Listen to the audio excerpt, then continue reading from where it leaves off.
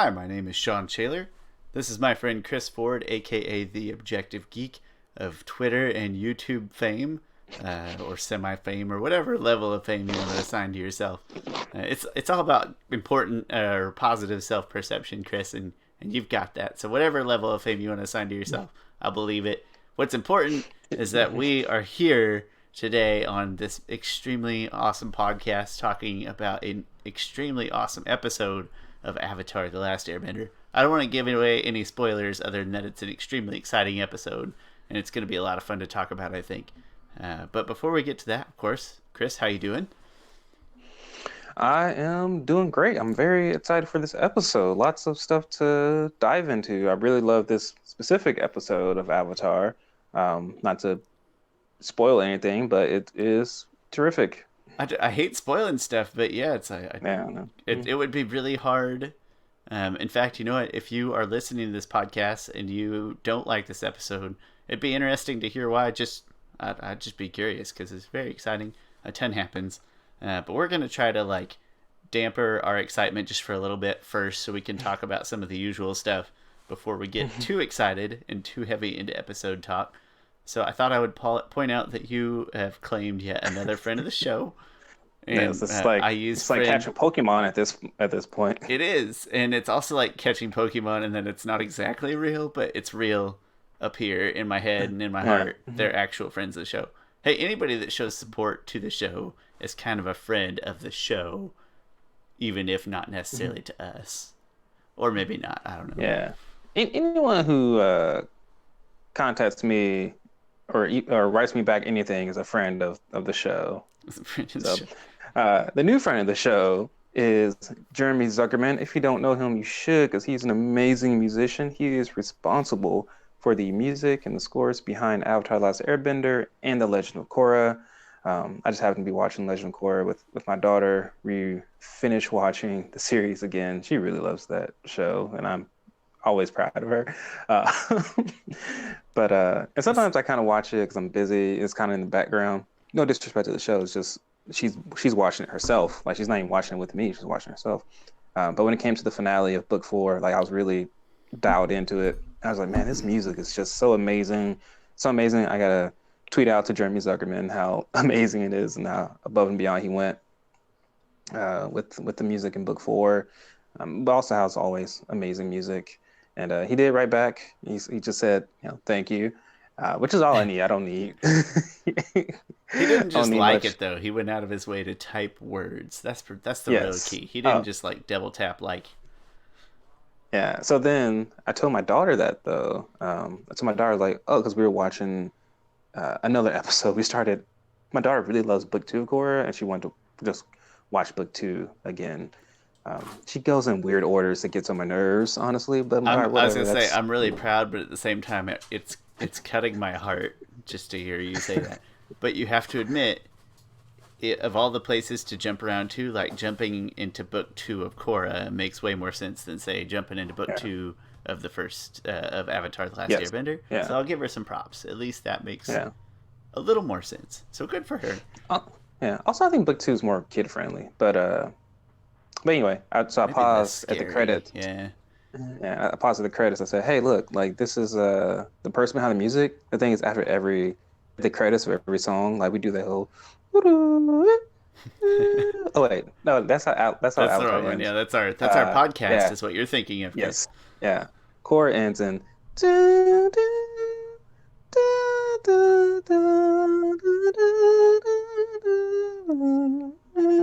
Anyway, at the end of it, I showed her, look, there's Jeremy Zuckerman, his name, and I showed her the tweet, and she goes, oh, really? And I'm like, yeah. She's like, can you tell him I said thank you? I'm like, okay, sure. And then I wrote my daughter.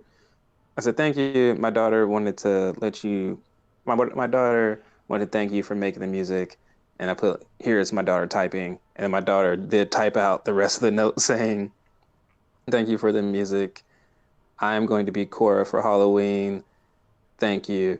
And then he did write back. He wrote back, thank you. And I think Korra is a wonderful thing to be for Halloween. So he went above and beyond there. So, and she was really happy to get that And response. her Korra costume, by the way, nicely done. It's fantastic.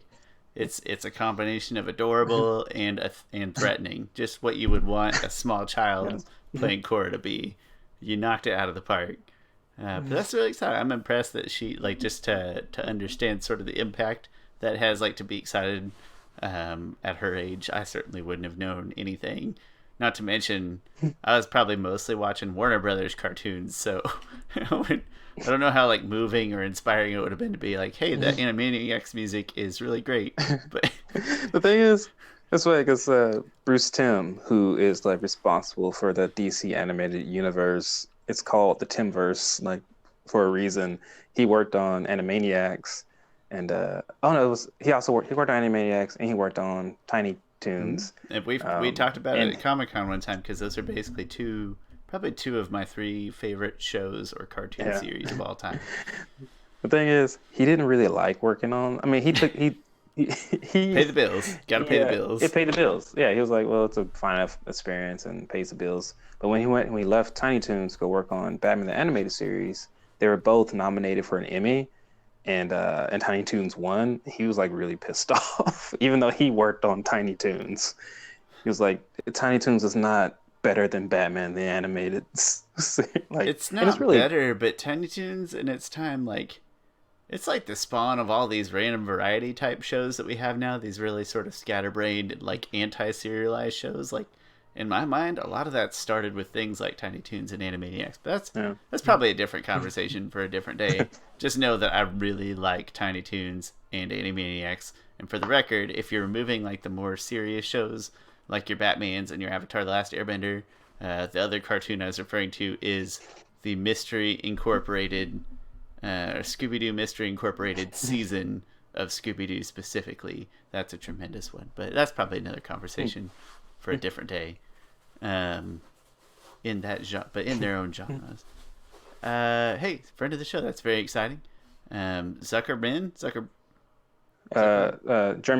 Yes. Zuckerman. Got it. I keep wanting to say Zuckerberg, but it's just because I'm on Facebook way too much. We do have a speck of live action news. I'm going to call it news light. It is news. It's not groundbreaking, but it's important. And I'm going to let you take it, if you don't mind.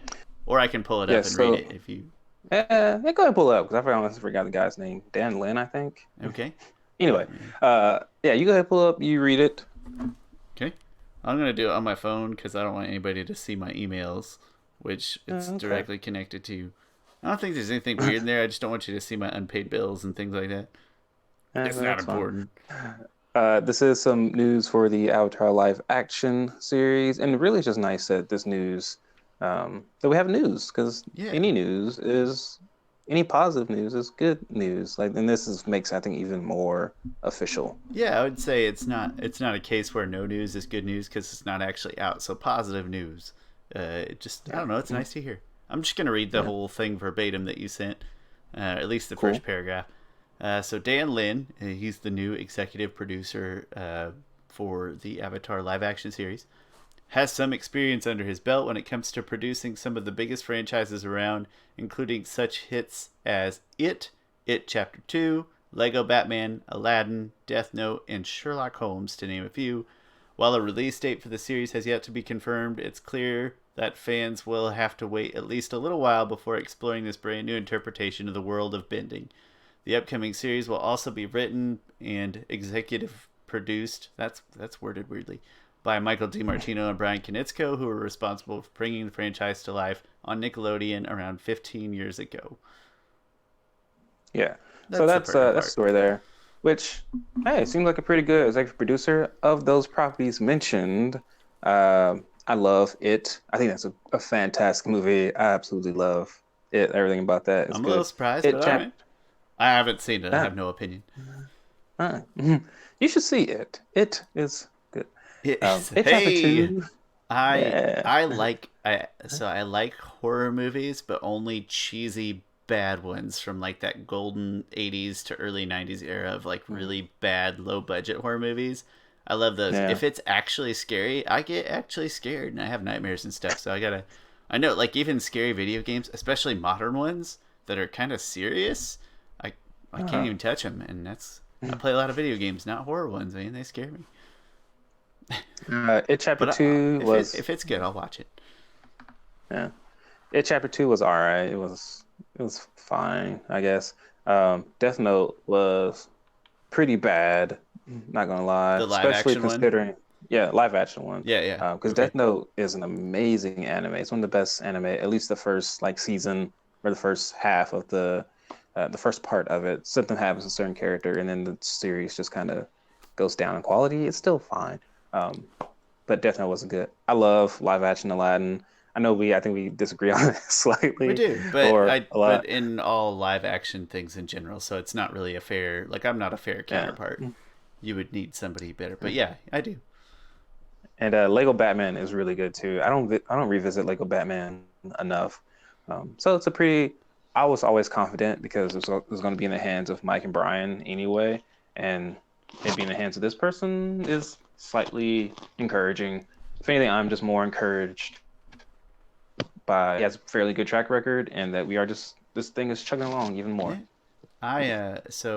I watched Death Note, the live action one, but I hadn't seen the original anime, so they're again not a good person. I remember not being too interested or too excited by it, even though I knew the premise. I'll watch. Like I have almost no recollection with this person outside of Aladdin and Death Note, and even then Aladdin I didn't like it, but obviously I understand why it's successful and it's good. So from what teeny tiny bit I know, it's very exciting. It's good news. Yeah, I guess producing on Aladdin, depending on in what capacity he's producing, that's probably a great indicator because I think Aladdin was like you think about like the setting and the bringing it to life, like all the different wardrobe and things like that. I think if he has anything to do with that, this is a really good indicator because I think they did a really good job with that. Or maybe I'm just saying that because of the main character Jasmine. Anyway, it might still be true. It might still be true. Yeah, I hate to boil everything down to like general populace consensus, but like a lot of people really like Aladdin, so even if I don't, obviously he did a good job. So yeah, that's very exciting. Dan Lin, I'll remember that for like a day and then I'll forget it. But most importantly, again, just to keep seeing positive news, like teasers, like just getting us excited over and over again. I don't know. What are you thinking? Like late 2020, or in the final third of 2020? Maybe that's my guess. It would have to be like late 2020. I could see like a December 2020 type of deal. I mean, casting should start sometime soon, like really soon, which means it'll go into, gosh, and that stuff's gonna take a while with CGI and stuff. So yeah, I mean, Netflix does. They don't necessarily. I don't think they sit on things that often. So once it's ready, I think they'll get it out there. It's not like movies, right? Movies are ready pretty much 5 to 6 months before the movie even comes out, depending on the movie.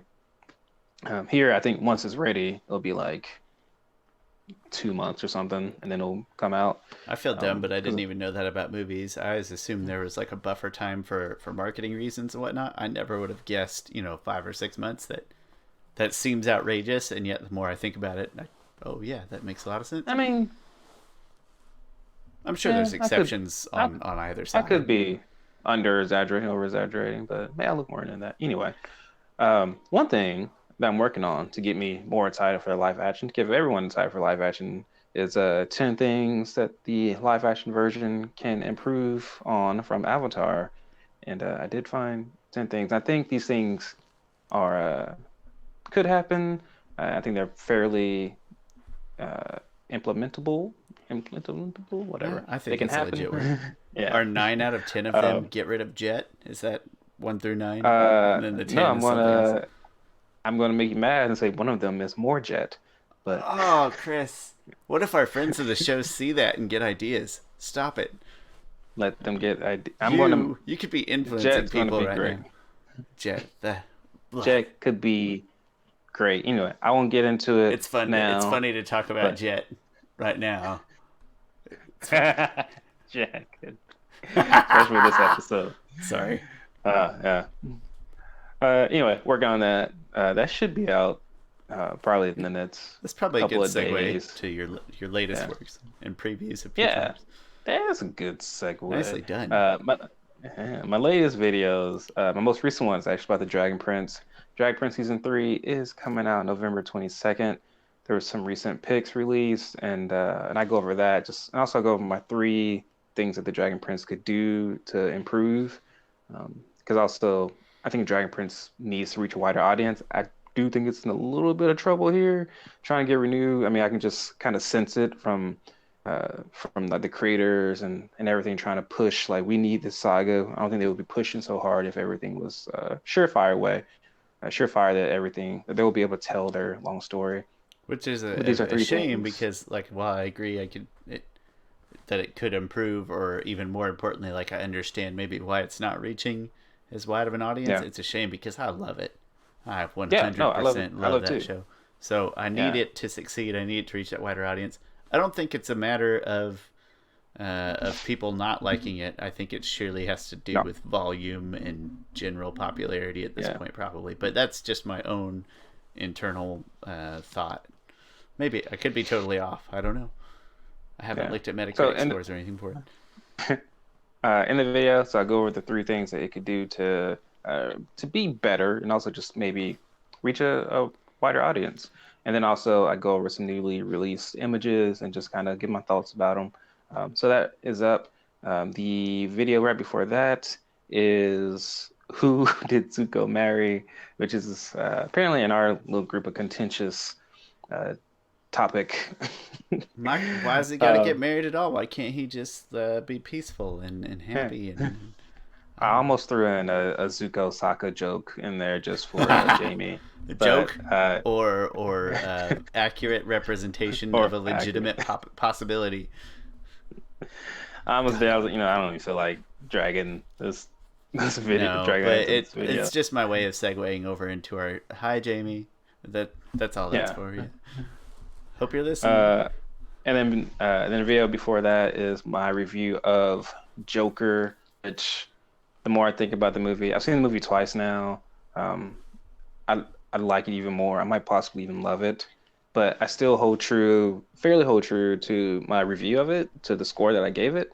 I like to think I give myself like a point 0.3 points of a margin of error, and it's within that. I'll probably increase Joaquin Phoenix's performance to maybe even a 10 because I gave it a 9.5 in the review. Um, but but there still isn't that much story there, still isn't that much emotion or heart in there.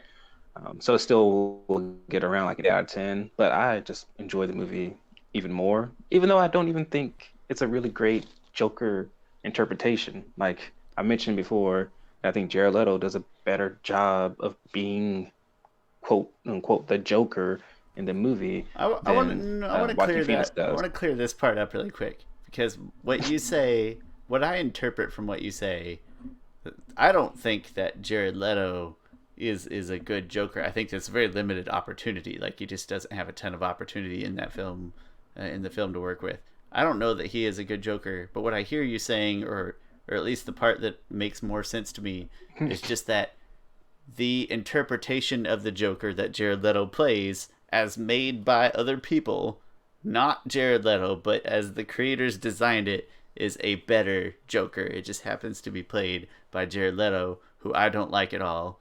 I know other people out there probably agree with me, but that interpretation of the Joker is a better Joker than what you get in this Joker movie. It's not comparing Jared Yes. Leto to Joaquin Phoenix. It's comparing No. that Joker to this Joker, Yeah. and Like you find who that is one to be more satisfying. It's yes, just as it's a better, more closely tied relation to being the Joker in the comics. Like the okay. Joker in comic books, he's you don't know what he's gonna do next. He can, kill you or he can like kiss you on the cheek. He's always in control. He's this like constant madness deal. He's always inflicting pain on everybody. He is a force of nature, right? When in Joaquin Phoenix's Joker movie, he just feels like a guy who's just kind of going through the motions. Like he's reactive to everything. He's not necessarily trying to change anyone's ideologies or anything like that. Like in the Killing Joke comic, like the Joker's trying to prove to Batman and Gordon, and also that it only takes one bad day to become the Joker, and that the Joker's actually sane, and he's going to prove this by turning Commissioner Gordon as insane as possible by doing all these horrific things to him and to his daughter. And then they end up proving by the end of that book that no, Joker, you're crazy. Commissioner Gordon didn't go insane. In fact, he stops Batman pretty much he tells Batman not to kill the Joker, like bring him in, do it by the book. While in this movie, like there's something like that. Joker's not trying to prove it. He's just kind of going through his life. Like he just feels like some Joe Blow guy who put on some clown makeup in a movie. Now that performance is just so freaking enthralling that it makes the movie amazing, but it doesn't feel like the Joker. Like this Joker can never go against Batman. Like he's not that formidable. Yeah, he's just a guy. He Yeah, he's doesn't just a have guy. something that might be mistaken for like metahuman psychological abilities in a weird way. Yeah. Yeah. That's so I haven't seen it. I saw your review, and It's good. when I watch that review, most of the time when I watch reviews, I tend to be like, yeah, I haven't seen it, but I totally would probably agree based on this review.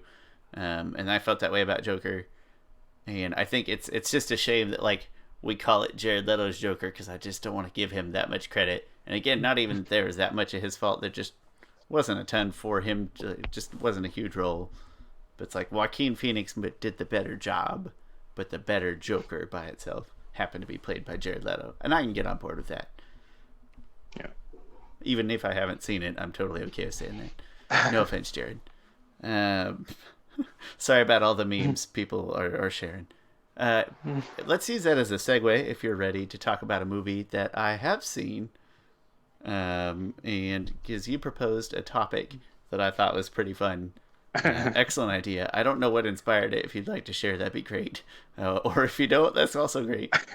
But you proposed to me that we discuss who would win in a fight. These people, these two characters, have just had their pets taken from them unjustly. Which one would win? Which one would be more imposing in a fight when it happened? Would it be Aang fighting to get Appa back? Or would it be John Wick fighting to avenge his dog? And I will say, I've thought about this way too much. I don't mean in a research sense, like I haven't gone out and dug up enough facts. I've thought about this way too much in a way that I'm extremely emotionally attached to both of these characters, and I want them both to be happy. And, you know, one of them gets that, kind of. But, hey, do you want to start off? Or would you like me to voice? I really don't know where I got the thought from. I was probably mowing the yard, and it probably hit me. That's Just like like mowing and showering. I think it's where all good ideas come from. Yeah, I was like, these two. The most pissed I've seen them is when something happens to their animal. Like, which one am I actually more afraid of when that happens? So that was one of my original questions, and I posted that to social media, and got some pretty interesting answers back. Oh yeah, that's what I meant to. It was. I think it was probably about 50-50 on who would win between. Actually, I think it leaned more towards John Wick. Right? More probably 60% of people said that John Wick would win, and I went in and also said that they would be more afraid of John Wick also because that's a John good way Wick to put it. That's a better way to like. I would be more scared of John Wick. I think I know we discussed like our initial reactions, and then I tried really hard to at least develop sort of an alternative reaction. I'm satisfied with what I've come up with, even if I'm going to stick to my gut instinct. So my initial thought was like, well, John Wick, definitely. Like John Wick would win that fight no matter what, because like the world of Avatar has never seen something like so like intimately violent as a gun. Like sure, they've seen like lasers and like fire bending from far up, but like it's all kind of moving at a slow pace when a gun just like pew pew pew pew pew, like it's those are actual gun sound effects in my house. Right. Very safe guns in the Ford house. I like that. Pew pew pew Pew pew pew.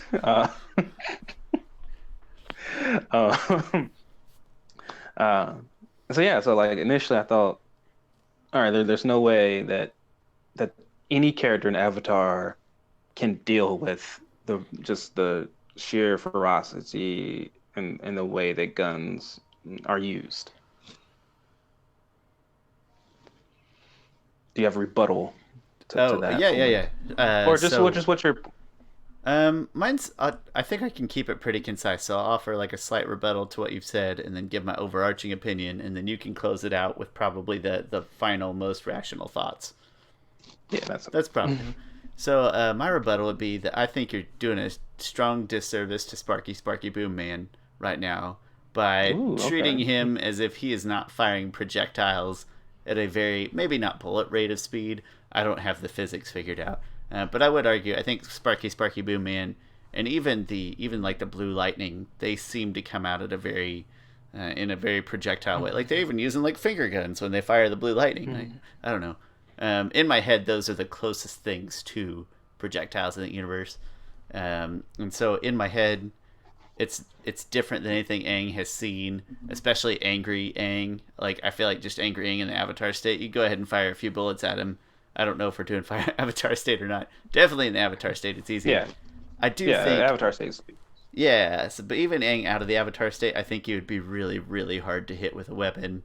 Uh, I had a really hard time coming up with this scenario. It's kind of like the core discussion where it's like, I think 9 times out of 10, Aang would get away, but I know we're supposed to be like a head-to-head match. They're both angry, and I just think Aang has too much metaphysical power in his corner that John Wick has definitely never seen, because John Wick has not seen magic happen. So just flip that argument on its head, and John Wick has never seen anything like that. I will say, so in my head it was adamantly Aang. The longer I thought about it, and the angrier I got at 2 and 3, and I just watched 3 last night, and you heard me complain how much I was disappointed. The more I thought about it, if any John Wick stood a chance, it would be the John Wick right at the end of 1, but before he got the dog, like when he was still in like full vengeance mode, but not Yeah. completely like beaten to shreds and worn down and everything, like still in full blown, like all your adrenaline's at a high. He has no earthly tethers. Like at that point, his dog is dead. Okay. He doesn't have the new dog, and he's not thinking about his own life at all. Like it's strictly revenge. If any John Wick has a chance, it's that total reckless disregard for my own life, John Wick. I think that would be the one to get it done. Also, just because I like the first movie so much better than the next two. Hopefully, that was a little longer than I intended, but I think I concise No, my that thoughts. was really concise. So, I say that was my initial thoughts, that John Wick would win hands down. And then I started to really think about it. And like you mentioned, the lightning. Lightning is the one key factor here. So I wish I still had the stats. I didn't look at it, but but I looked up how fast lightning travels. Oh, nice. and and I And we're looked at assuming it behaves like normal lightning, right? I think that's fair. They yeah, literally call it and lightning, and it acts like they lightning. do. They And that was it behaves like lightning.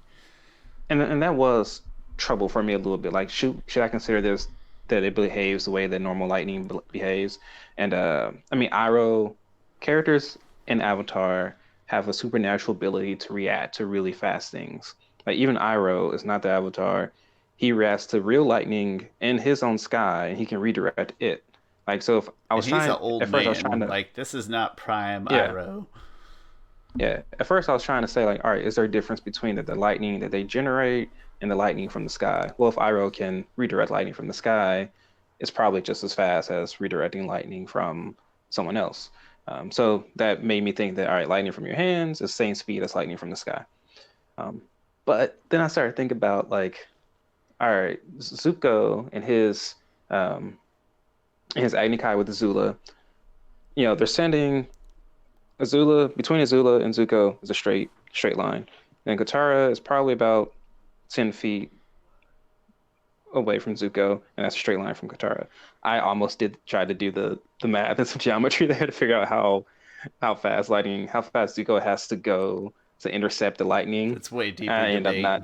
That's way Yeah. deep. Um, but Zuko does, intercept that lightning, and he gets in front of it. So how fast does the lightning travel there? Well, like I said before, characters in the Avatar universe can react to fast things faster than normal humans can in our world, which John Wick is a part of our world. Um, so looking at the speed of Even if by lightning, the third one you start to think otherwise, so yeah. far all the evidence we have says he's supposed to still be of our world. Stupid movie. Yeah. Um, so looking at the speed of lightning in our actual world, it travels at like a third of the speed of sound or something like that. Okay. Like it's a ridiculous speed. Like it's like I That's I think was to say that's 200. outrageous for a physical thing to be traveling. Yeah, yeah. It's Yeah. mind-boggling. I do think it was like a third of the speed of sound. And a bullet Seems travels legitimate. at like so like a third speed. I'm making up numbers here, but it's fairly close. Like 240,000 miles an hour, something like that. It could have possibly been 240 million thousand. I think it might be like I'll have to look it up later. Or maybe you look at if you just Google like right now how fast does lightning travel, it'll come up right at you for you. Yeah. But like the fastest a gun can travel is like 2,400 miles an hour. And so like lightning travels 1,000 times faster than a bullet can travel. So even if we want to say that the lightning is Is a lazier not, form of lightning. yeah, yeah, even the laziest form of lightning will probably be 100 times faster than any bullet that John Wick could use. Um, so because of that, Aang would easily be able to dodge um, dodge bullets that comes his way. It would even be better if he was a metal bender like Korra is. Oh Haha, yeah. no, I'm kidding. Ouch, man. But That hurts. I know.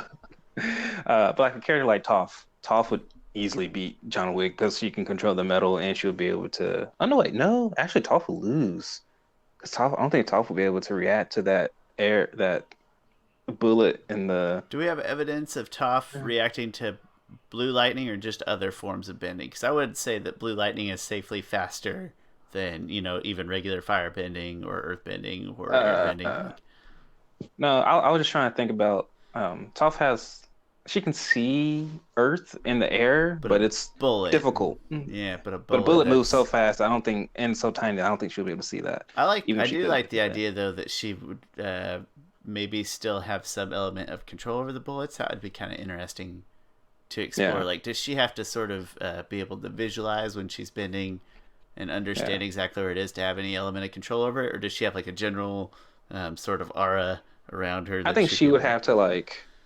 I think she would have to one thing know what a gun is. Like the first time she gets come in contact with the gun, she'll be thrown off.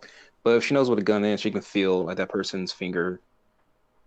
Probably, she feels that person's finger squeezing the trigger, And and then she'd she be able to probably make it work. herself.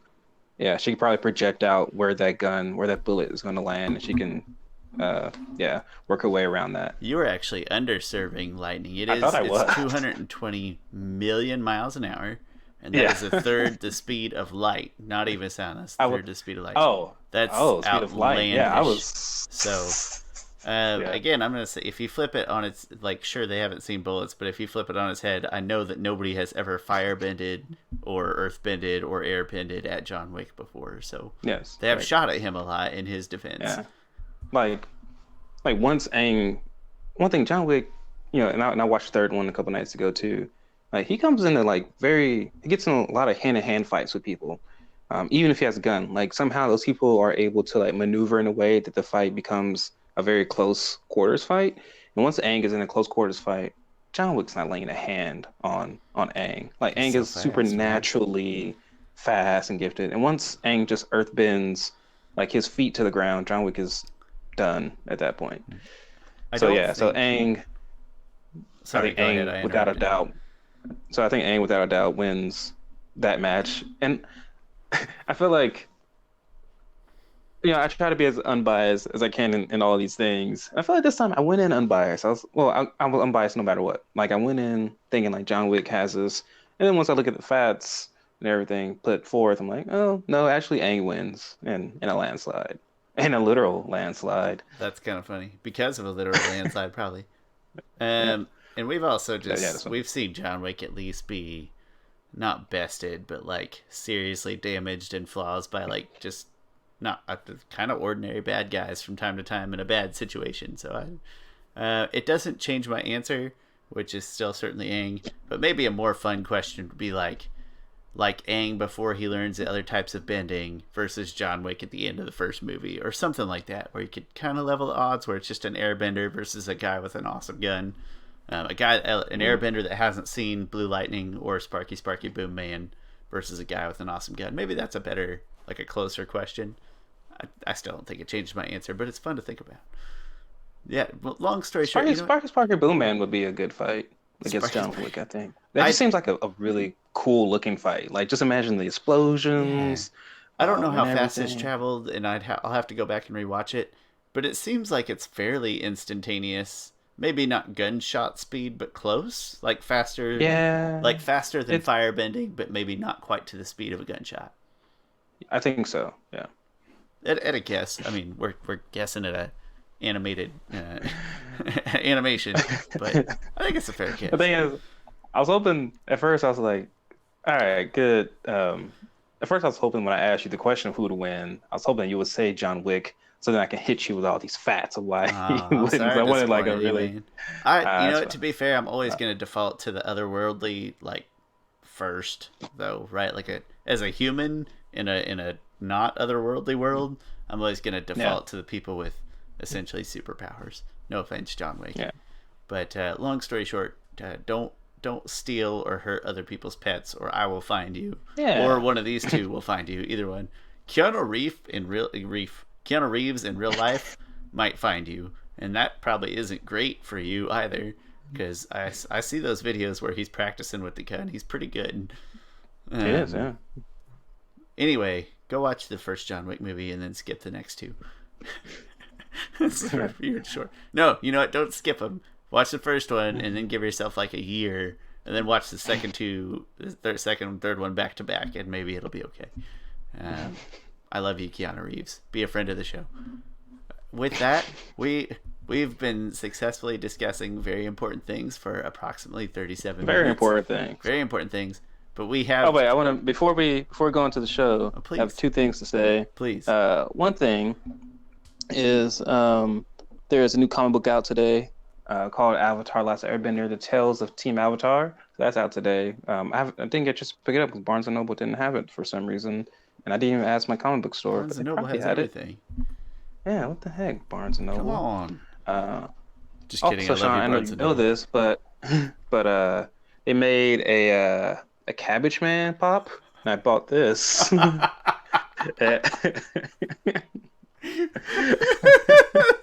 didn't know that. I did not know that. Like it's apparently a Comic-Con exclusive that was sold at GameStop. That is. But I'm not giving this away or anything. I'm just he's not. We're just. Did we even mention him in the last episode? Because we should have, and I don't know if we did. No, we didn't. We should have. Wait, is it his last appearance in the last episode? I think it's in the Tale of Aang, and the animals running by, or something like that, and they ruin the cabbages. Yeah, I think that's what happened. Yeah, that was his last. Yeah. Yeah. So first of all, shame on us because I don't think we talked about it, and second of all, that might be the end of the Cabbage Man. I think he remains in the Earth Kingdom. You are right. He does. Cabbage Man, we are sorry we failed you. He comes back in the comic book, though. Oh, well. Yeah. I mean, I don't feel much better, but a little bit. I feel a little better knowing he comes back. He comes in. Because he's at some factory and he sees a forklift. Like, this is the first forklift that's ever around. He's like, oh, he gets an idea of like, he gives up cabbages and he goes into like business of making like automotives and stuff like that. He ends up working for Varric or something. No, he makes his own company called Cabbage Corp. Oh, fantastic. Good for you, Cabbage Man. You don't need us. Yeah, he has a statue in Legend of Korra. It's him holding up cabbages with his cabbage cart. So I'm certain I've seen it, but it's not coming to recollection, but now I got something to look forward to at least. Cabbage Man, I'm really sorry we overlooked you in that last episode. That wasn't cool at all. Not as cool as that pop bobblehead. I have 2 pop bobbleheads, and they were both gifts. One was from you, one was from Roberto. If I ever get a third, I hope it's the Cabbage Man, because that's fantastic. It's my kind of bobblehead. Mm-hmm. Hey, with that, let's go ahead and get to the episode. Not to Yes. distract from other fantastic conversations, but it's a fantastic episode, and it's time we give it its due. This episode, which I'd not yet mentioned, is called Lake Laogai. It is episode 37 overall, 17 of book 2, so we're closing in on the end of book 2. This one has almost a finale caliber feel to it. Not quite, because it doesn't wrap up that way, but it just feels big and epic. Definitely. And a lot of really big things happen. And I don't know, let's just start talking about it. Yeah, Aang is. I love how this episode starts. It's first adorable, off. yeah. Yeah. Sokka is making Sokka is making posters, and they all look very terrible, like very terrible posters. Embarrassing. And yeah, very embarrassing. And then Aang comes in with these like very nicely printed posters, and like they crap on them. And then of course Toph is like, "Oh, I think they look great." And and then Gets Sokka it goes, for "Oh, just a thank you." And it's second. like, yeah, yeah. Michael DiMartino, not Michael, Brian Konietzko actually did the drawing of Appa on there. I listened to the commentary on this one. I hope I remember some random nuggets of information. But I didn't watch the commentary on this, and I should have, but I did not. yeah. But yeah, so it starts off there. That is a really nice poster. You can actually get that poster somewhere. Oh, that's fun. Yeah. Actually, is it in? It might be in. Just to pass the time while you're looking, I will know it's probably not the best time to look to say this, but when I first saw your ratings today, I hadn't rewatched the episode yet. I just rewatched it about an hour ago, and so when I first saw your ratings earlier today, I was like, "Really?" And then after I watched the episode, I was like, "Oh yeah, that's right." That's funny. I just when I first saw you, it was like that's outlandish. But yeah, I just hadn't rewatched it quite yet. This is the last disc, 37, 38, 39, 40 is the last disc of my DVD set. I had not yet got to it, and I was pleasantly surprised. You know, we just had all that talk about John Wick, and I never put out the fact that my dog is in here right now, hanging out with us. Yeah. Oh, that's really cool. Here's that. That looks really good. It's a very attractive poster. Good job, printer. It's funny. It is exactly the same poster. Although the scheming salesman who sold him the printed posters failed to mention that they're not allowed to put the things up. So he was happy to sell them and take the money without mentioning that they couldn't hang them up. The sleaze bag. True. If anybody wants to know, that is in Avatar Last Airbender Legacy, which is a book pretty much from the perspective of Aang writing to Tenzin.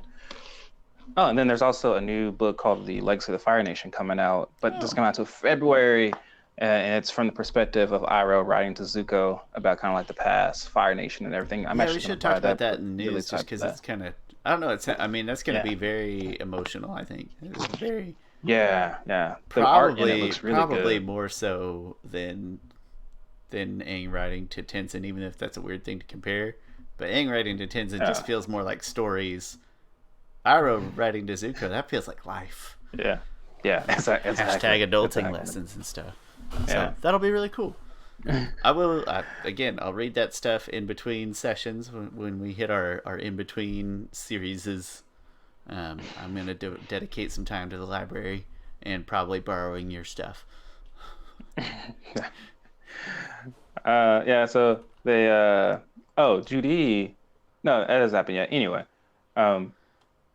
so then Jet.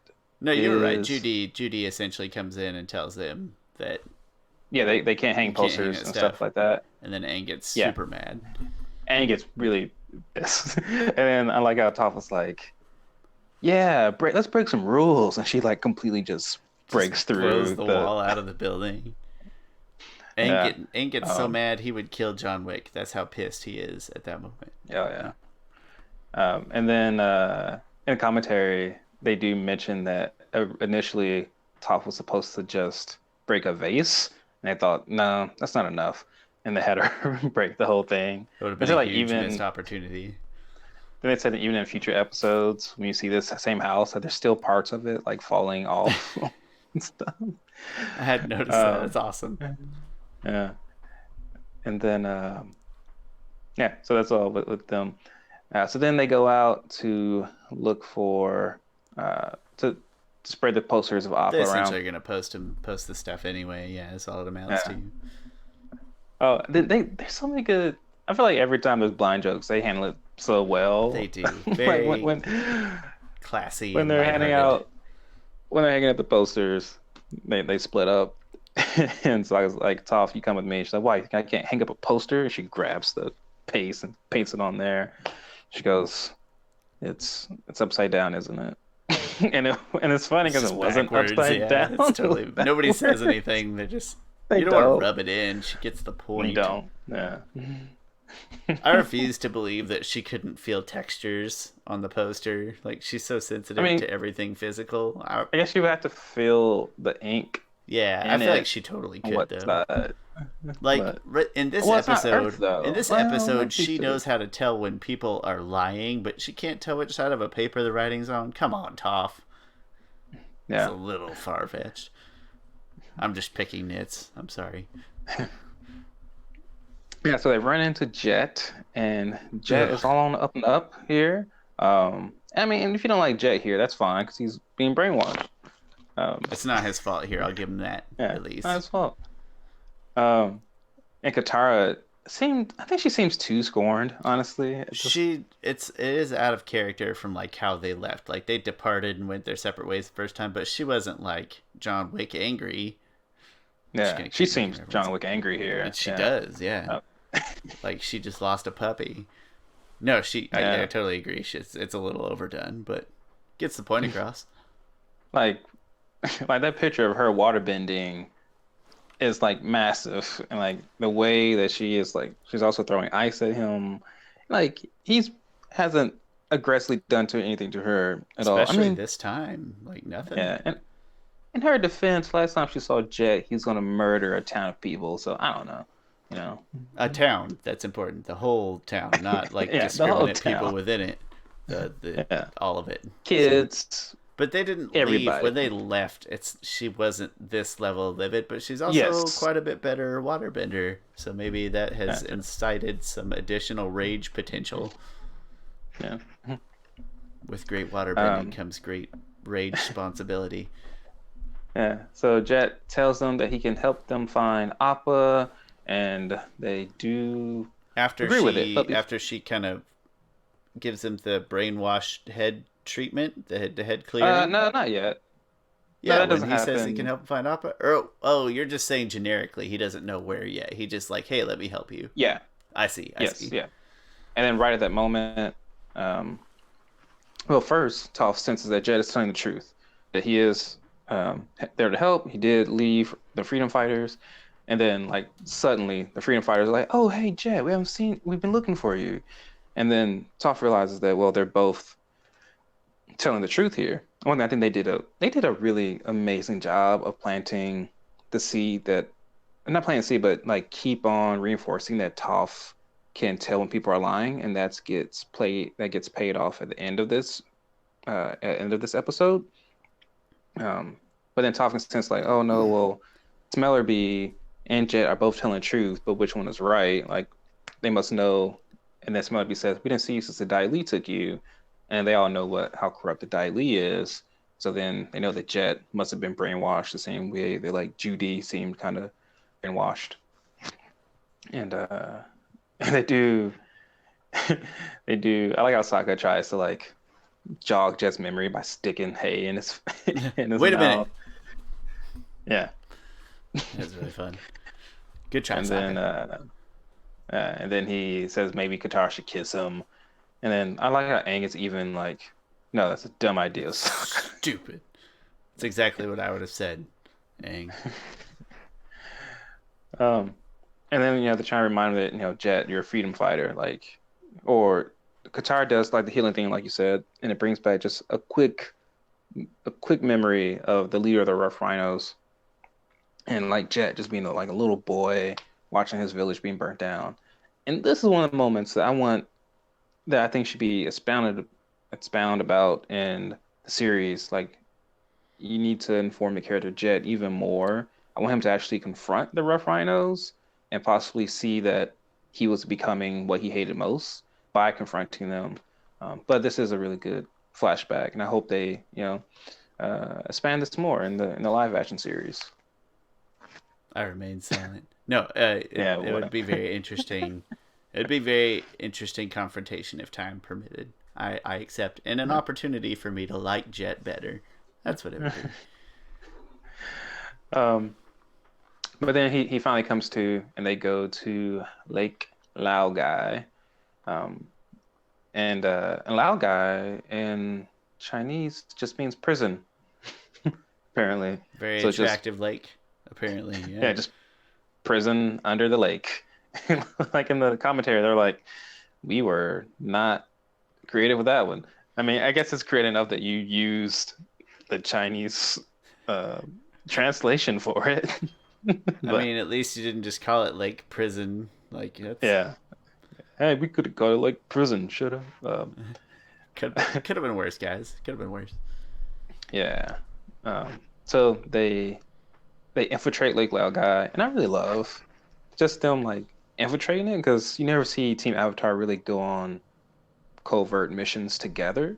This feels like this Team Avatar plus the Freedom Fighters feels more like a force to reckon with. They feel more like a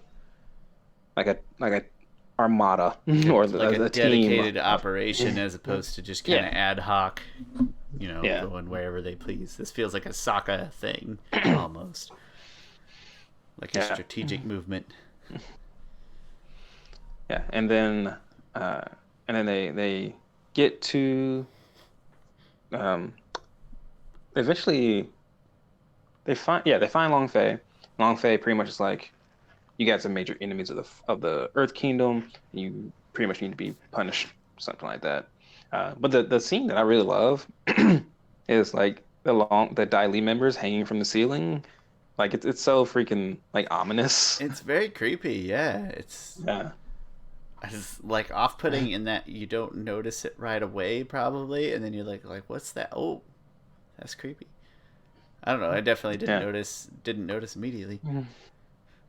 Um, the scene I love. I guess you're probably getting there. Am I gonna steal your thunder talking about the Blue Spirit? Go ahead. I've been talking a lot. No, I just No, I that's wasn't the talking scene about that this. I love a lot, and they do a really nice job of the gang is opening a door, and then Oh, you see yes, yes. Appa, and then but when you see Appa, you realize it pans over to the Blue Spirit, aka Zuko, and he's like, not who you were expecting to see, huh?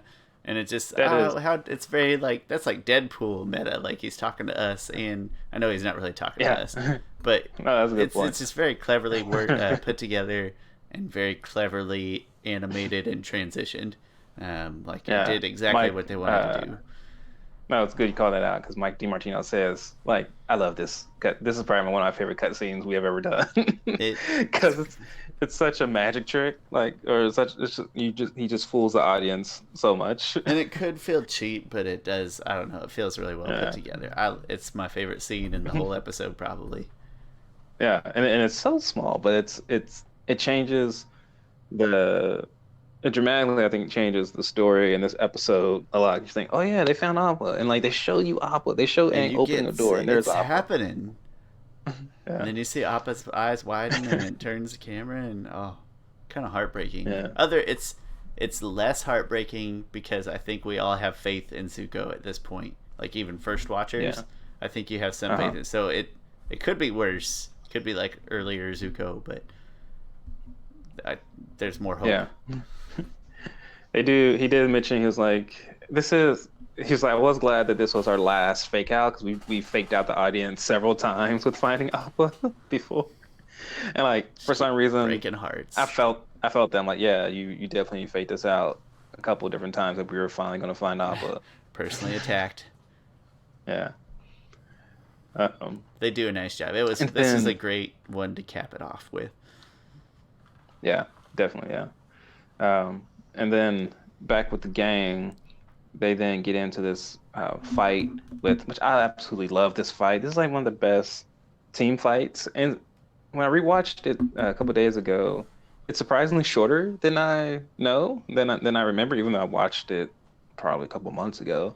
Um, but I just love the fight. Like you got members of pretty much every bending except for fire. Also, you got different non-benders usage, right? You got long shot with using bow and arrows, jet with the hook swords, um, and just everybody just working together in such a cohesive manner.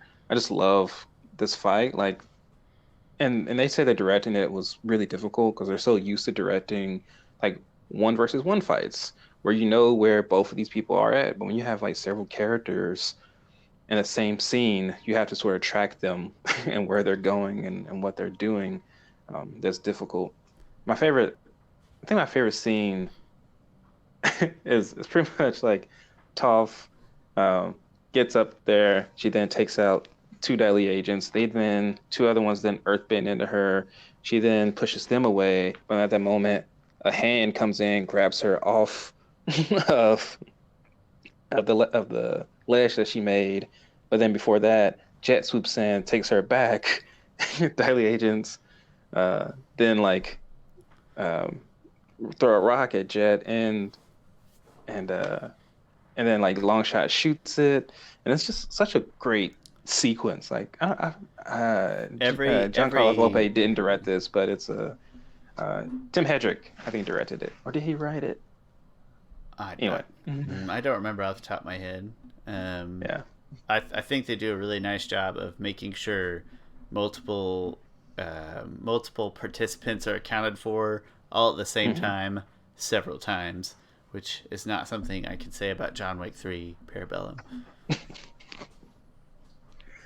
I'm done. I swear, I'm done. No, it's a great fight scene, and then you kind of know it's coming, but still, when it happens, it's heartbreaking is like too strong a word because you really do know that something is going to turn, like you're sort of expecting a twist, and even then, it's not really a twist, I guess, because you're kind of expecting it.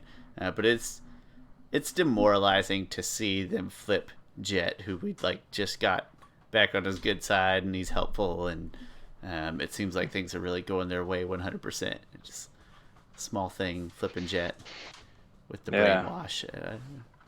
Heartbreaking is Yeah, too strong, but it's demoralizing. Yeah, they did a really good job of separating Jet and Aang from the rest of the group, and then just leaving them along Fei. And then I love how like Long Fei tries to negotiate with them again. It's like, all right, if you leave now, you can take your bison and go. And then like Jada's first like, you're in no position to bargain with us. He says, am I? And then Aang like backs Jet up, like, no, you definitely You aren't. definitely Like, aren't. I love how I love how Aang is just like so pissed off at Long Fei that he's like, no, you are not having the upper hand here. Like I am not negotiating with you at this point, which reminds me a lot of Tenzin, because in the episode where Tenzin's going up against the Red Lotus, like they try and tell him to like give up Korra's location. He's like, never. He like fights them all off, and then like even when they're about to just like freaking almost kill Tenzin, he's like, I'm gonna keep going to my last breath. Like it's so much like I just love when like characters say F you, like I'm not playing your game today. But Like willing to give it all for whatever they're fighting for at that exact moment. yeah, It's very yeah, powerful. Feels very powerful. yeah. And then Jet gets brainwashed with like some trigger word, just the Earth King's why you like Laogai, which is great trigger words. I was watching something where they used trigger words just now. I forgot what it was, but anyway, I feel like trigger words in shows is always kind of interesting. Just what terminology they use and what What words are words. people not gonna say on accident, but still Yeah, it's sounds legit? flamingo. Oh, you see that flamingo over there? Dang it! Didn't I was gonna say flamingo. Thought- Never thought that I would say flamingo in my life. I love But Futurama, and I love the episode where I don't know. There's a bomb that they put inside a bender that if it goes off when he says a trigger word, it's gonna kill everybody. And then the professor's like, I made sure it was in his top 10 list of things that he never says or whatever. And so then he's trying to guess things that he never says. It's gosh, great. that's fun. It's great. But sorry, off topic. But that's what same concept. Is very interesting what people use as trigger words. Random thing. If you want to watch a podcast about Futurama, I listen to a podcast called Holy Badcast, and I really like listening to him by Andy DiGenova, and he has a new podcast called Why Not Futurama, where they review every episode of Futurama, even though they've already seen it. Similar to other people who review shows that they really love. You might be familiar with. I love Futurama. It's very high on my list for sure. Especially of like the adult animated TV shows. It's probably my favorite of the adult oriented comedies. But again, another list for another day. Yeah. So then Jet gets brainwashed into attacking Aang. Aang encouraged him to remember that he's a freedom fighter. He does. He also remembers like the good times with Katara, but he remembers like everything. And I like how he throws that hook sword at Laogai, and like it's so like tantalizingly like slow motion that you're like, this isn't going to end well. And Laogai kills him. And they said that they had a lot of like drafts with this one because like things were a lot. I think their original like wording was probably a lot more gruesome. And I think they said like maybe 20 drafts or something, like some high amount that usually they don't have a high amount in. But Laogai just ends up saying like, you've guaranteed your own demise, kid, or fool, something like that. And right at that moment, the rest comes in, and Katara tries to heal him. Interesting enough, you know how like on Facebook groups, like people ask questions all the time, like, oh, why didn't people do this? Why didn't people do that? A question that has never been asked, not that I know of, I've never thought of. The creators ask themselves in the commentary of like, hey, why didn't Katara use a spirit water on Jet? Still mad. Still mad. Hey, you know what? Well, to be fair, Longshot and Smellerby, like, they saw her use it earlier. They know it's a thing, and they're just like, it's fine. Well, no, I don't think they know. They don't know about the spirit water. Like About spirit the water that spirit she has water around her necklace that she uses on Aang later. She is saving that for more important characters, whether she knows it or not. Yeah. Maybe she didn't remember it. Times of great stress. At that in the commentary, you could tell they're kind of trying to like just reason out like why that could be, and they kind of make it like, oh well, it's spirit water. It's not necessarily great and fixing physical wounds and stuff. Is more like a spiritual water, so it probably wouldn't even have any effect on Jet has no spirit. on Jet. Yeah, and that's what they said, that like this, it really more so works for people who are like very spiritual and have like a big like spirit in them. So I think they kind of like retconned and not necessarily retcon, because not. They just reasoned why Katara wouldn't use back that. into it, which it's one of those things in my mind. It's fun conversation, but it's not necessary, right? Like, we don't really care too much. Yeah. I'll chalk it up to stress. Like, maybe she's thinking about other things. They're so close to Appa. They're so close to getting out. Maybe she's already chalked him up as dead. Like, whatever. Or yeah, exactly. That's what I think. Like, she already read. They're like, all right, this situation is not good. And then this moment I think is like pretty touching, especially because Jet says to like, go, I'll be fine. I'll be fine, Katara. Acting like Jet. And then when Toph is leaving, that she can sense like he's lying. Like, it's such a great payoff. Like, such a great way to introduce an ability and like keep on saying it throughout the episode. I wish they would have introduced it in a previous episode, but I still agree. Yeah. But like, can you imagine if it just been something sort of more inherent that she just very rarely used? That would have been really cool. But yeah, it's a really nice payoff at the end. It's funny, she did start to use it a lot more later in the series. I don't think she has used it to this point. No, this is the first episode she used it. used in the it. same sense. So yeah, just if it had been introduced a couple episodes ago and like a more gradual build up and maybe catch us off guard, With this one, we'd I mean, been no like, one oh has. snap, you know. I mean, they didn't have a reason for it. Nobody has lied Nobody, yet. But like, she just didn't care yet. That's all. Why? That's the question that's never been asked. Why didn't she use yeah, that before? But that's why her. no, Well, that's the next episode, isn't it? Never mind. Never mind. Ignore me. But no, another good question. But then at the end, you have to see the horrifying shot of Longshot pulling back the bow. and apparently, in my memory, oh yeah, Longshot speaks for the first He time, does. which Yeah, is he's like, it'll a be really fine. great use of He's our speaking. he's our He leader. says, yeah, go. He's our leader.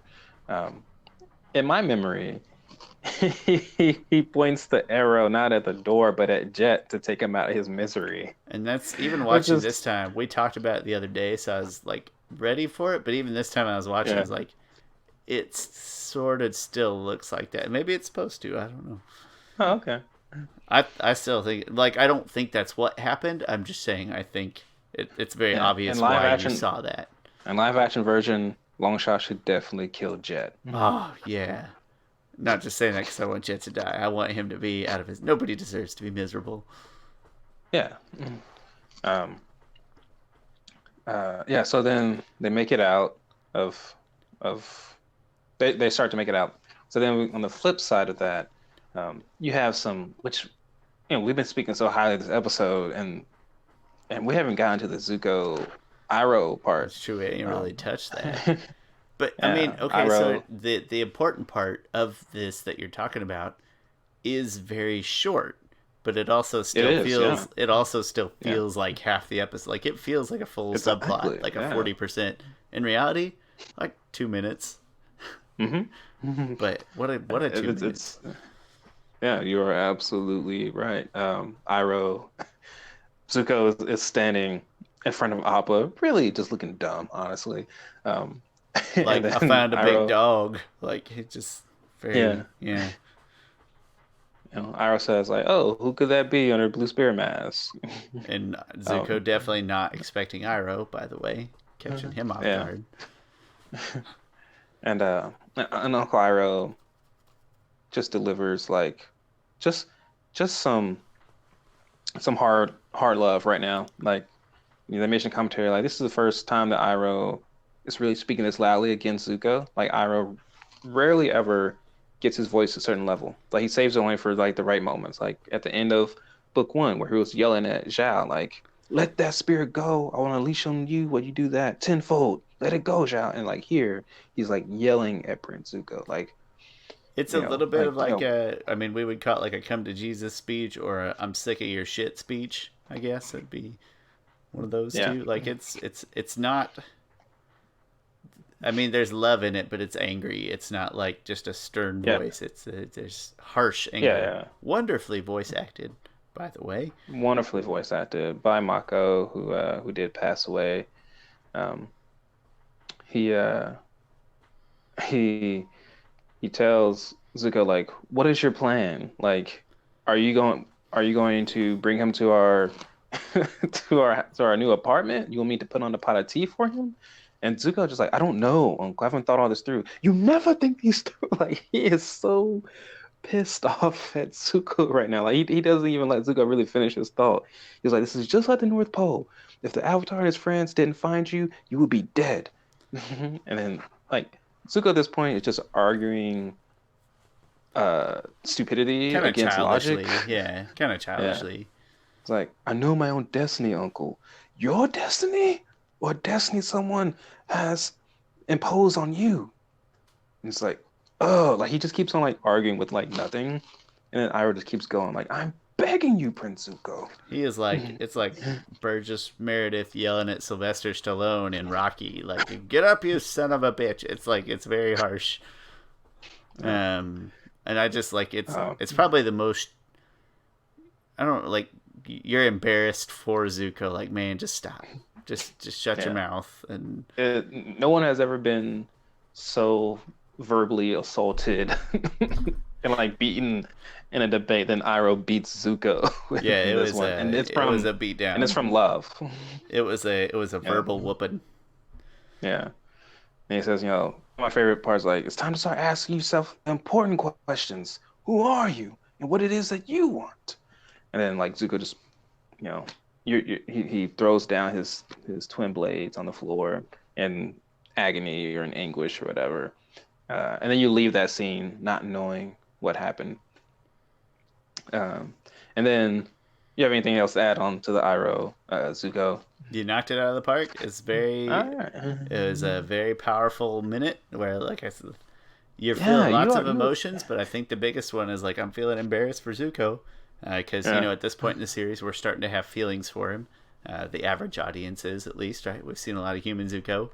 There was a Zuko that we probably wouldn't have cared, but like, no, we do care now. We're at that place, and you want him to do not stupid stuff. And right now, it's like, stop arguing and listen to Iroh, and you got to argue enough to let him get his whole speech out. But that's it. So yeah, like I said, a little embarrassed for Zuko there, but in a good, meaningful way, obviously. Yeah, so as Team Avatar is escaping Lake Laogai, they get surrounded by Dai Li agents. Like they build like huge walls up in front of them. And also, it's important to note that Momo just left them for a while, went off and did his own thing. It was very obvious though, like it was pointed when he left, like straight up into the sky, kind of, and you were supposed to notice it. Yeah. Like yeah, Momo comes back.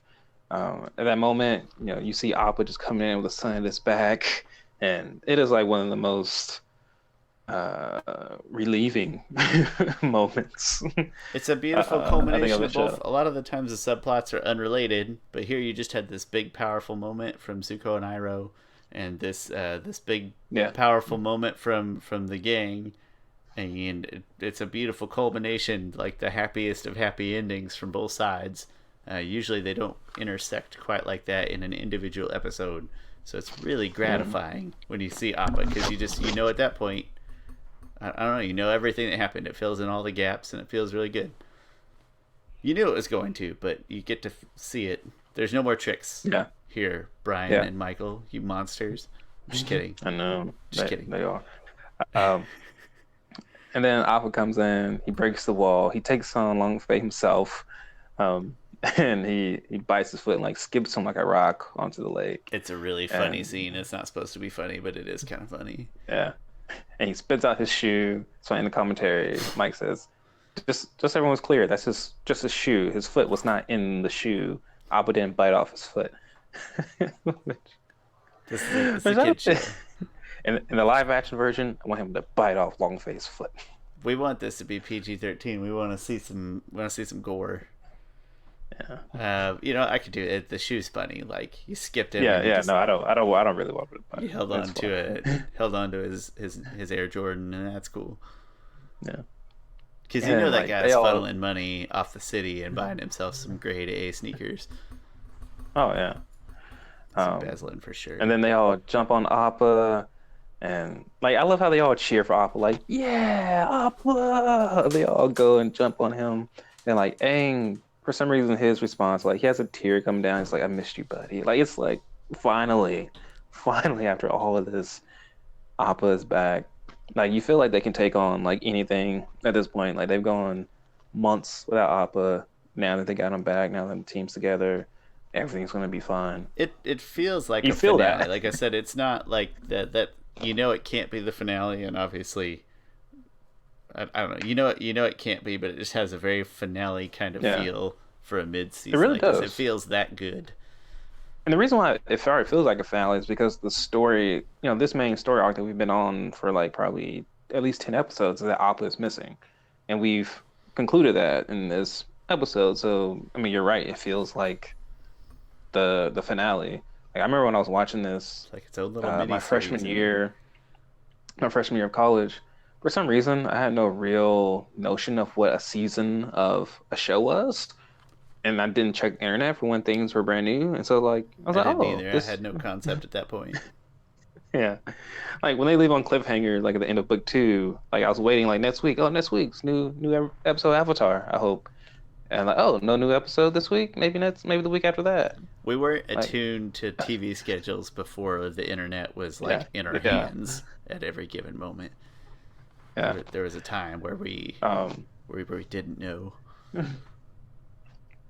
But if they ended with this, I would have felt satisfied as the season, I think so. Not as the knowing, not knowing now what yeah, we know, we get to yes, experience in the next 3 episodes. But at the time, yeah, this would have yes, been great. yeah, But now we know better, yeah. because I mean, let's be honest, finale to this one is amazing, also. But It is very much so. um, So yeah, Team Avatar is reunited. On the flip side of that, Zuko is holding the blue mask, and Iroh says time to let that go. He lets it go. They did say that originally this was not in the script, but when they were like storyboarding, they were like, "Well, we left off that you just have to assume that Zuko let Appa go. Like we need to see him and end on that mark." and it would have been fine. But the mask is Yeah, it's very symbolic, yeah, and exactly. probably more meaning. It's frustrating to me a couple episodes from now, and probably to most people. But in this exact moment, it's very nice symbolism to see him throw the mask in the water. You feel Mhm. like it's a real turning a corner moment. Yeah, Let's get to some and ratings. that's yeah. Let's do it. Mine is pretty easy. Yeah, I was gonna say again, Um, it's worth noting that I saw your ratings first, and I knew what episode we were coming up on. It didn't stand out in my head, and I saw your ratings like that's outrageous. You smoking some crack. yeah. Of all the things that you would do first, of the things that you haven't done, I'm sure smoking crack is the number one. And then I watched it, and I was yeah, never mind. I'm totally on board now. Your first one, right out of the gates. Audiovisual, 9.5. I think the thing that took this up was the fight. Like me just going through that fight is just a small part of it for me. It's such a amazing fight that it gets a 9.5 on that alone. Story gets to 9.5. Also, we finally concluded really Appa's being lost arc, and then you throw on top of that Iroh and everything he talks about to Zuko. It is this is just a highlight of their relationship. It's a very significant moment in their relationship, and yeah, story wise, it's really good. So that's a 9.5 also. For memorable, a 9.5. This is one episode that I always have to not only like watch. I can't watch this episode in the background. Like I have to be in tune to watch this episode. Like that's when something's that good to me. That's another level. Like Batman, like the Dark Knight trilogy. I haven't rewatched Dark Knight trilogy, admittedly, in like over a year, which I usually watch at least once or twice a year. It's that But I time of just year haven't too. had, It's just it's an October kind of movie series.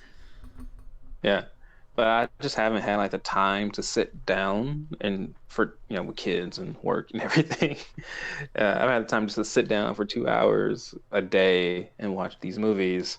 Now some of the artwork I've been doing, and so, but I can't have it on in the background either. 'Cause I'm like, no, this movie demands me focus in and pay attention to it, and that's what this episode does. So simple average there is a 9.5.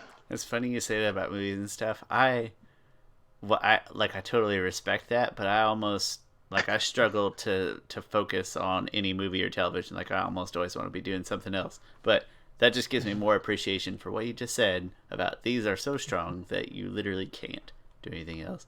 Audiovisual, I gave it 9. I loved everything about it. It's not like the most wildly diverse in how it looks or sounds or anything like that, but that fight Hmm. scene really pulls a ton of weight. That's really cool. And then a lot of symbolism in this one. So 9. You go higher if you want. It's great. Story 9.5. Um, I don't even know why I would nitpick. I'd probably just give it a 10. It's a great story.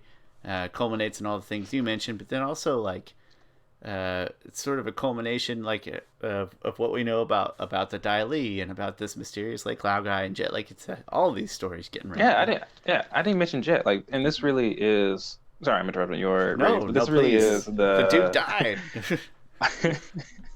This really is the culmination of the Jet arc, and I wanted it, to be explored more, but this is like the end of his arc. Like he ended up dying at the hands, not of a Fire Nation person, but at the hands of an Earth Kingdom, hands of the city that is supposed to be like this beacon of a city on top. Right, and this is the city they've been trying to get to this whole season. Like, this is the city that can keep you safe from the Fire Nation, but you're not safe from this city. Um, The city that Toph belovingly describes as worst city ever. and she might be right. Yes. No, so I gotta be honest, it's hard to see why we couldn't defend this just story given a 10, other than maybe just like trying to save it for something more epic or finales or whatever. Point is, I it's think an that was amazing. my reasoning That's the only for. reason I was like, oh, can I Uh, really just be doling out tens right now in episode 37? But the point is, it's an amazing story, and it wraps up so many stories. But it's also very self-contained. You can watch just this episode and probably learn lots and lots and lots of things about the Avatar universe. It's that good. And the memorable 9, I'd have scored a little higher, but I was like, I literally didn't remember what happened in it, and that's got to count for something. But a lot of that's just me being stupid. A lot of really powerful, impactful stuff happens in it. It's a 9.4. Together, that rounds up to a nice 9.5, right where it belongs, appropriately at. I'm not going to tell you what spot in our list because in between seasons we will do some top lists. You can probably guess where this one lands at this point. And a little bit of a cliffhanger there. a little bit of a, I started. I tried to hold my breath, but I'm a bad Yeah. actor. It just didn't come out good.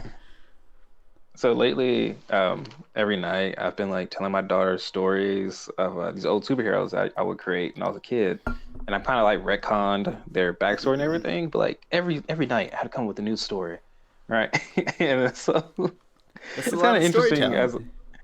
as like as a I don't know, as a writing instrument to do that, because sometimes I retcon things. I'm like, wait, no, that doesn't make sense. Let's say that this happened, and I like to leave her on cliffhangers. Like one cliffhanger I left her on is that this officer was pointing a gun at this other robber, and like I just go, "Phew," and she's like, "Who shot? Who shot?" I'm like, "We'll find out next time." We'll find out tomorrow night on bedtime. Yeah. She's like, I was like, you know what that is? That's called a cliffhanger. and then, and then like the next day, she was, talking to my wife or something, and she was like, "Mom, do you know what a cliffhanger is?" She's like, "No, what?" And then she explained it really well. I'm like, "Yeah, I taught her that." It would have been Taught her better if that. she'd be like, cliffhanger is when two people are pointing guns and one person shoots, but you don't know who until next time. And that would have been the greatest description No, of it would have cliffhanger. been. Yeah. Oh, but she's too smart for that, actually. That would have been more like how I would have done it. She did it well, I'm sure. Hey, we've been talking for a really long time about just one episode. That's because it's a great episode.